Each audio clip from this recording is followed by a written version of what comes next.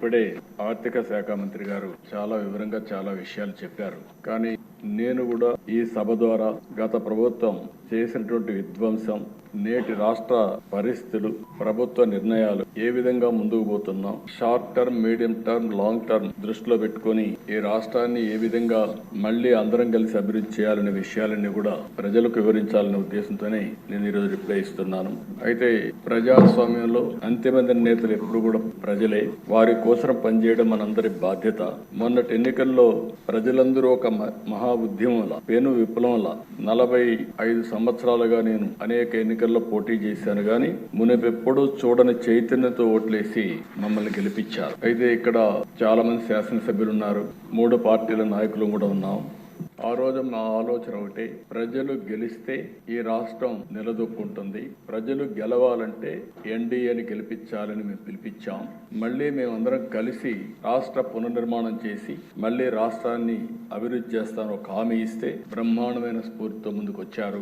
ఇక్కడ జనసేన అధినేత పవన్ కళ్యాణ్ గారు ముందుగానే చెప్పారు, ప్రభుత్వ వ్యతిరేక ఓటు చేయడానికి వీలు లేదని చాలా స్పష్టంగా చెప్పి, తెలుగుదేశం అదే మరి మేము కలిసి పోటీ చేస్తామని చెప్పారు. తర్వాత బీజేపీ కూడా మేమందరం కలిసి పోటీ చేస్తేనే ఈ రాష్ట్రాన్ని నిలబెట్టగలుగుతామని ఆలోచించి 3 పార్టీల కూటమి ఏర్పడింది. ఇటు పవన్ కళ్యాణ్ గారు, నేను, అటు ఢిల్లీలో నరేంద్ర మోడీ గారిని చూసిన తర్వాత ప్రజల్లో ఒక విశ్వాసం కలిగింది. అందుకే మీరు చూస్తే 93% స్ట్రైకింగ్ రేట్ తో 57% ఓట్ల షేర్ తో కూటమి ప్రభుత్వం గెలిచిందంటే ఇది ఒక చరిత్ర. అధ్యక్ష, నా జీవితంలో ఎప్పుడూ ఇలాంటి విక్టరీని చూడలేదు.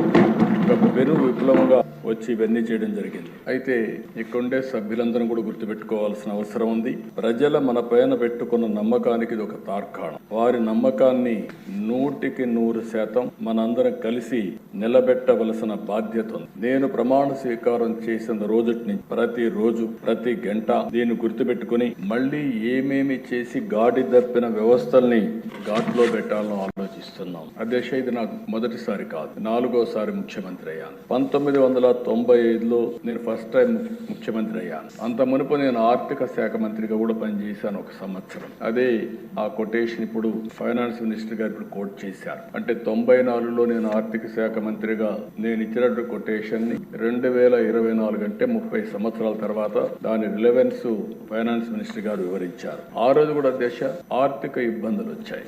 ఆనాటి కాంగ్రెస్ ప్రభుత్వ హయాంలో కొన్ని సమస్యలు వచ్చి వ్యవస్థ దివాళా తీసే పరిస్థితికి వచ్చింది. అయితే ఆ రోజు కూడా ఒక సవాలుగా తీసుకున్నాం. పాలనని కొత్త పుంతలు తొక్కించాం, సంస్కరణలు తీసుకొచ్చాం, మొహమాటం లేకుండా కఠిన నిర్ణయాలు తీసుకున్నాం, పాలసీలతో కష్టంతో దారికి తెచ్చాం. ఆ రోజు మీరు చూస్తే 1995 పరిపాలన ఒక మోడల్ పరిపాలన.